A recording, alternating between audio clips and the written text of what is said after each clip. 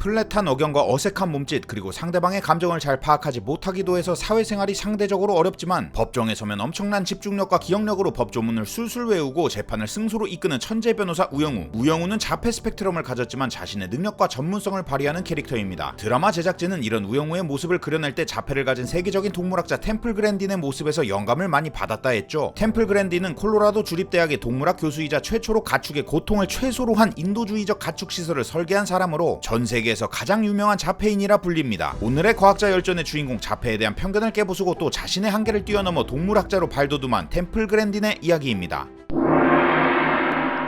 템플 그랜딘은 어린 시절 건강했지만 의사소통이 힘든 아이였습니다. 엄마가 안아줄 때면 몸이 뻣뻣하게 굳었고 3살 반이 되도록 말을 하지 않았죠. 처음 갔던 병원에서는 뇌손상이라 진단했고 나중에는 정서장애 문제로 취급받았습니다. 템플이 태어났던 1947년 무렵에는 자폐증에 대해 알려진 것이 거의 없던 시기였기 때문이죠. 그런 상황에서도 템플의 어머니는 그녀를 보통의 아이처럼 키우기 위해 노력했는데요. 세상은 참 혹독했습니다. 템플은 친구들과 대화를 할 때 똑같은 말을 반복해서 녹음기라고 놀림받았고, 친구들이 놀릴 때마다 템플은 화가 나서 주먹을 휘두르거나 크게 싸웠습니다. 중학생이 된 어느 날은 자신을 놀린 학생에게 책을 집어던져 결국 퇴학을 당하고 말죠. 그래도 부모님은 끝까지 템플을 포기하지 않았습니다. 정서장애를 겪는 학생들을 위한 특수학교를 찾아 그곳에 템플을 보내게 되죠. 이 학교는 넓은 부지의 동물들과 함께 어울리는 곳이었는데요. 학교에는 말 9마리가 있었는데 모두 학대를 당했던 경험이 있어 정서장애가 있던 말들이었습니다. 말을 사랑했던 템플에게는 이 말들이 큰 힘이 됐습니다. 사춘기 시절 불쑥 찾아오는 신경발작과 분노장애를 견디기 위해 그녀는 마구간을 청소하고 말을 돌보면서 지냈죠. 이렇게 동물들과 친한 삶을 살아가던 템플은 고등학교 2학년 여름방학 무렵 애리조나주에 있는 이모의 농장을 방문하게 됩니다. 그곳에서 템플은 소에게 도장을 찍거나 예방주사를 놓거나 거세를 할 때 사용하는 보정틀을 보게 됩니다. 불안과 두려움에 떨고 있던 소들이 보정틀에 갇히게 되면 오히려 차분해졌습니다. 마치 갓난아기가 포대기에 쌓이는 것과 비슷해 보였죠. 이 장면을 본 템플은 이모에게 자신도 틀 안에 들어가고 싶다고 말했습니다. 이모는 마지못해 템플의 부탁을 들어주었고, 템플은 그 안에서 신경발작이 누그러지며 안정감을 느끼게 됩니다. 다른 사람에게는 가축을 가두기 위해 필요했던 장치가 템플에게는 사랑과 하는 스킨십을 대신해 다른 방식으로 정서적 안정을 찾을 수 있게 돕는 장치가 된 것이죠. 대학생이 된 템플은 자신의 손으로 이 기계를 만들기로 결심합니다. 이름은 스퀴즈 머신이라 지었는데요. 다른 사람들은 스퀴즈 머신을 도저히 이해할 수 없었습니다. 이상한 성적 취향을 만족시키기 위한 기계로 의심했고, 템플이 정신병을 가진 것이 아닌지 의심하게 되죠. 가족까지도 그 기계를 사용하지 말라며 말렸습니다. 하지만 과학 선생님이었던 칼록은 달랐습니다. 템플이 주변 사람들이 모두 기계를 비난한다고 털어놓자 칼록은 말했습니다.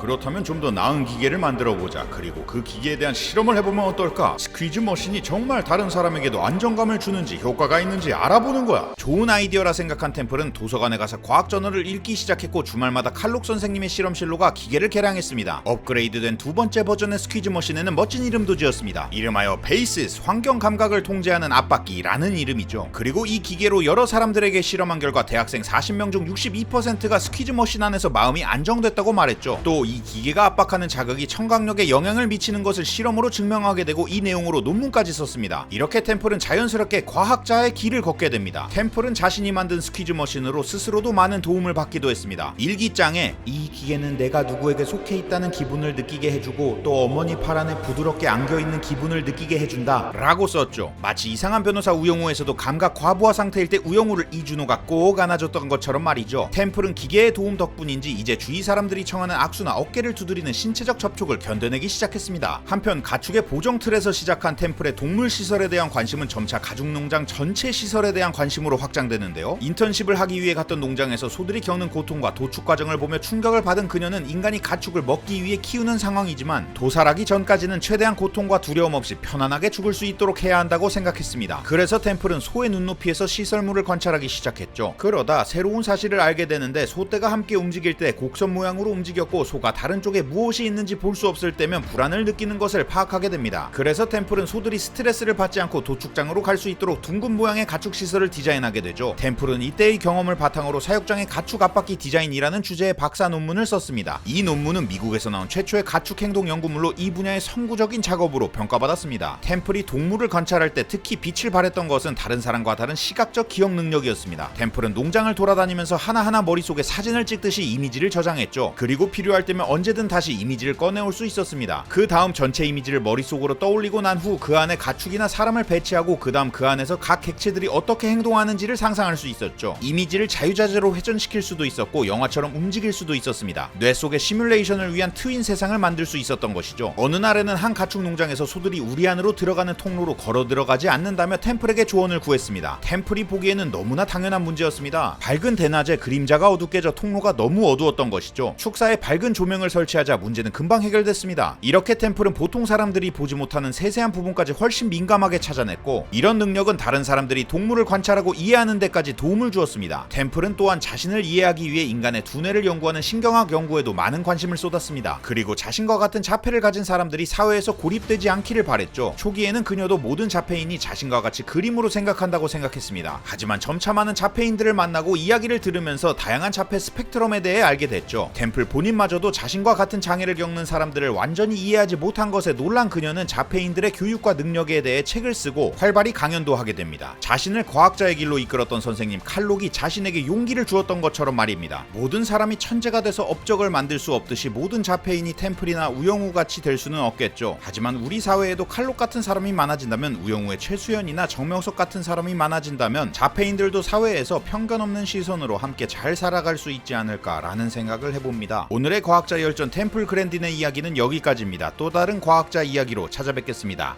안녕.